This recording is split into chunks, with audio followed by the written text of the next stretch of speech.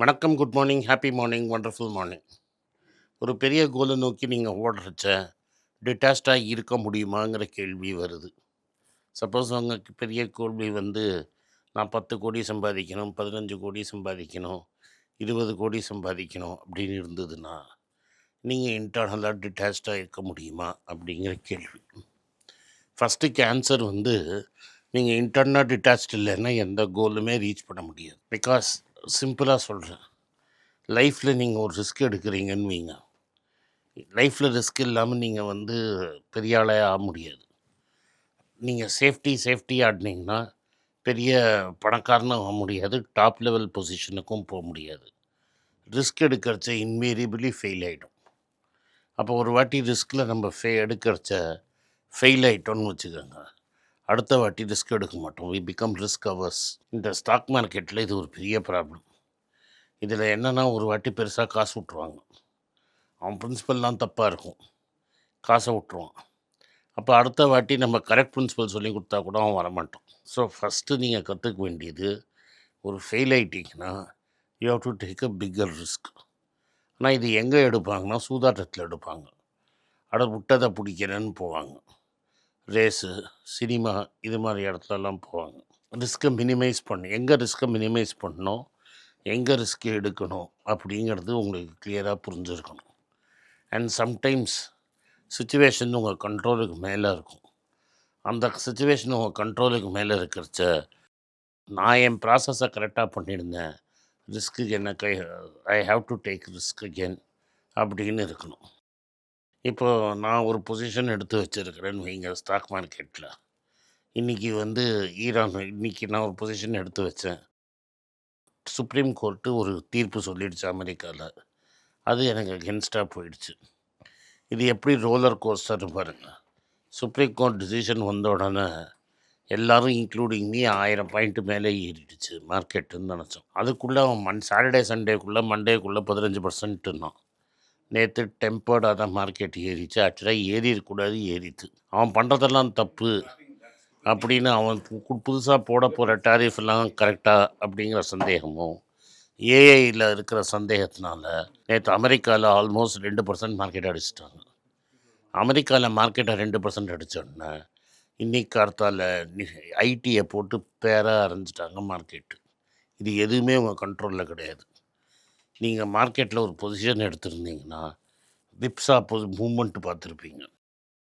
Tariff வந்தோன்னா அப்பா 1000 point அப்படின்னு இருப்பீங்க.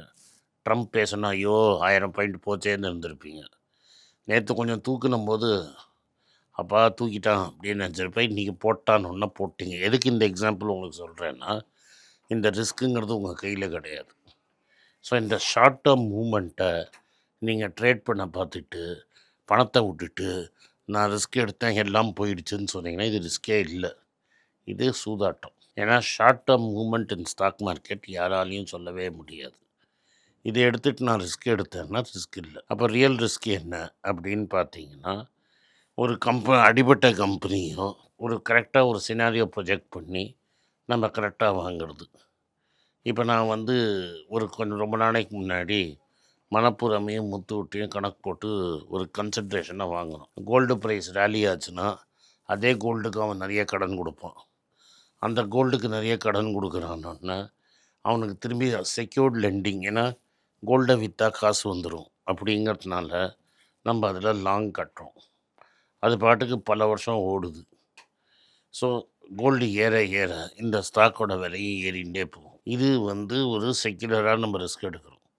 இப்போ நம்ம டைமில் என்ன ஆகுதுன்னு வச்சுக்கோங்க, பால் வோல்கர் மாதிரி ஒருத்தனை போட்டு டப்புன்னு அவன் பிரேக் அழுத்தி கோல்டோட விலையை இறங்கிட்டான்னு வைங்க, உங்கள் ஸ்டாக் அவுட்டு. ஸோ நீங்கள் கேல்குலேட் பண்ணது கோல்டு ஏறும்னு, நடந்தது கோல்டு கவுந்துதுன்னு. அதுவும் வித்தவுட் நோட்டீஸ் ஒரே நாளில் விழுந்தால் அவங்களால ஒன்றும் பண்ண முடியாது. அட்லீஸ்ட் உங்களுக்கு ஒரு டைம் கிடச்சி ஒரு ரீடிங் கிடச்சி அடிச்சதுன்னா லாட்ரி. இப்போ இருக்கிற மியூச்சுவல் ஃபண்டெல்லாம் என்ன பண்ணாங்கன்னா, டிஃபென்சிவ் ஸ்டாக்குன்னு சொல்லி ஐடியில் நிறைய வாங்கி வச்சுருக்குறாங்க. எல்லா லார்ஜ் கேப் மியூச்சுவல் ஃபண்ட்லேயும் ஐடி நிறைய அவுட் சைஸ்டாக இருக்கும். இப்போ ஏஐ வந்தது, அந்த கிளாடும் ஆந்த்ரோப்பியும் போட்ட பாம்பில் ஏஐ எல்லா சர்வீசஸையும் சாப்பிட்ரும், இது வந்து நம்மளுக்கு ஒரு ப்ராப்ளமாக வரும் அப்படின்னு சடனாக டெவலப் ஆகி மார்க்கெட்டில் ரூ. 4000 மேலே இருந்த டிசிஎஸ்ஸு இன்றைக்கி 2600 இறங்கிடுச்சு. Virtually 40% out. இந்த 40% விழுந்து நீங்களும் கெஸ் பண்ண முடியாது, நானும் கெஸ் பண்ண முடியாது. ஏன்னா company dead free, company cash flow positive, company turn over ஃப்ளாட்டாக இருக்குது, எல்லாம் கரெக்டாக இருக்குது. இப்போ இந்த ஏஐங்கிறது வந்து இத்தனை நாளாக ஏஐ பேசிகிட்ருக்கோம், ஒரு வருஷமாக ஒன்றும் ஆகலை. இப்போ சடனாக ஏஐ வந்து அந்த claude.com வந்து ஒரு லீகல் ஸ்டடீஸ் ரிலீஸ் பண்ண அப்புறம் சைபர் ஸ்ட்ரைக்குக்காக ஒன்று ரிலீஸ் பண்ண சைபர் செக்யூரிட்டிக்கு ஒன்று ரிலீஸ் பண்ண மார்க்கெட் பாதாளத்துக்கு தள்ளப்பட்டது. அப்போ இந்த மியூச்சுவல் ஃபண்ட் எவெல்லாம் வச்சுருந்தானோ அவன்லாம் டெஃபினட்டாக அடி. இதனால் நாளைக்கு ஐடி அப்படிங்கிறது கிடையாது. பட் நம்ம ஒரு ரிஸ்க் எடுத்திருப்போம். அந்த ரிஸ்க் பே ஆஃப். உடனே நீங்கள் ஒரு 1000 டிசிஎஸ் ஷேர் வச்சுருந்தீங்கன்னா உங்களுக்கு 1000 to 1500 ஒரு ஷேருக்கு லாஸு. 10 லட்ச ரூபா லாஸுன்னு திரும்பி நீங்கள் ஸ்டாக் மார்க்கெட் பக்கமே வராமல் போயிடுவீங்க. இந்த risk is a calculated risk. நம்ம எடுத்தோம், அது இப்போ போயிடுச்சு. அது ஆப்போசிட் சைடில் போய் ஏஐ வந்து சர்வீசஸ் பிஸ்னஸுக்கு நல்லதுன்னு மார்க்கெட் ஃபீல் பண்ணி 5000 போயிருந்தா ஒரு ஷேருக்கு 1000 அடிச்சிருங்க. ஹைன்சைட்டுங்கிறது 2020. அதுக்கப்புறம் ரிஸ்க்கு ஃபெயில் ஆன அப்புறம் இதை வந்து நம்ம ப்ளேம் பண்ணுறோம். இதில் ப்ராப்ளம் என்ன, உங்களுக்கு ரொம்ப டென்ஷனாக இருந்ததுன்னா இந்த 1000 ஸ்டாக் நீங்கள் முதல்ல வாங்கினீங்க பாருங்கள், அதுதான் தப்பு. இந்த லாட் சைஸ் தான் தப்பு. Because you are not willing to allow it to go to zero. ஒன்று இருக்கிற பணத்தெல்லாம் தூக்கி ஒரே இடத்துல போட்டுட்டு மார்க்கெட் ரிவர்ஸ் ஆச்சா உங்களால் வந்து கூட ஃபண்ட்ஸ் ரைஸ் பண்ணி வாங்க முடியலன்னா அது ரெண்டாவது தப்பு. So you should always have reserve to play. இது நான் வெறும் ஸ்டாக் மார்க்கெட்டில் மட்டும் சொல்கிறேன். கேரியரு எல்லாமே இது மாதிரி தான் இருக்கும். சம்டைம்ஸ் ரிஸ்க் எடுப்போம், அந்த ரிஸ்க்கு ஒர்க் அவுட் ஆகாது. உடனே திரும்பி நீங்கள் சேடலில் ஃபஸ்ட்டு என்ன பண்ணணும்னா, இந்த ரிஸ்க்கு நம்ம எடுத்தது தப்பா இல்லை நிஜமாகவே ரிஸ்க்கு அதுக்கு அகென்ஸ்டாக போயிடுச்சா அப்படின்னு பார்க்கணும். தட் இஸ் நம்ம எடுத்ததெல்லாம் கரெக்டு, பட் எக்ஸ்டர்னல் கண்டிஷன்ஸ்னால அடி வாங்கிடுச்சான்னு. எக்ஸ்டர்னல் கண்டிஷன்ஸ்னால அடி வாங்கிடுச்சுன்னா டப்புன்னு சேடலில் இறங்கி ஏறி திரும்பி குதிரையை ஓட்டலைன்னா நீங்கள் பயந்து குதிரையே ஓட்ட மாட்டீங்க. திரும்பி குதிரை மேலே ஒன்ஸ் குதிரையிலன்னு விழுந்துட்டோன்னா திரும்பி குதிரையில் உடனே ஏறலைன்னா நீங்கள் திரும்பி லைஃப் லாங் ஹார்ஸ் ரைடிங்கே பண்ண முடியாது.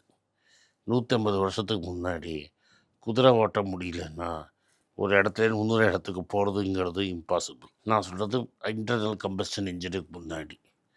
அதனால் இது மாதிரி சம்டைம்ஸ் என்ன ஆகும்னா, லைஃப் நம்மளை குதிரை தூக்கி போடுற மாதிரி நம்மளை தூக்கி போடும். டக்குன்னு திரும்பி நீங்கள் குதிரையில் ஏறலைன்னா லைஃப்பில் நீங்கள் போகவே முடியாது. அப்போது இந்த குதிரையிலேருந்து திரும்பி ஏறுறதுக்கு கீழே விழுந்ததை நினச்சிட்டு இருந்தீங்கன்னா திரும்பி ஏற மாட்டீங்க.